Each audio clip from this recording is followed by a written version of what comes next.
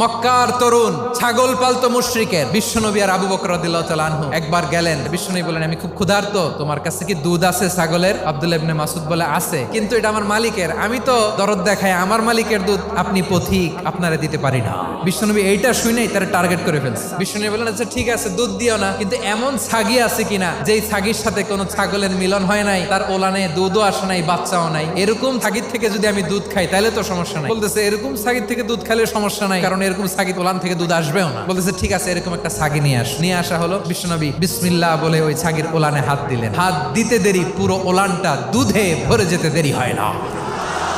বিশ্বনবী আর আবু বকর রাদিয়াল্লাহু তাআলা আনহু দহন করে পেট ভরে খেলেন। এই দৃশ্য আব্দুল্লাহ ইবনে মাসউদের হৃদয়ে দাগ কাটলো। এই মুজিজা দেখে তিনি বললেন, আশহাদু আল্লা ইলাহা ইল্লাল্লাহ। ওনাকে টার্গেট করে বিশ্বনবী দেখলেন এমন ইন্টেলেকচুয়াল ব্রেন, উনি সূক্ষ্ম জিনিস বুঝে বেশি, ফিকহি জ্ঞান ওনার মধ্যে বেশি। বিশ্বনবী ওনাকে কোরআনের জ্ঞান শিক্ষা দিতে লাগলেন।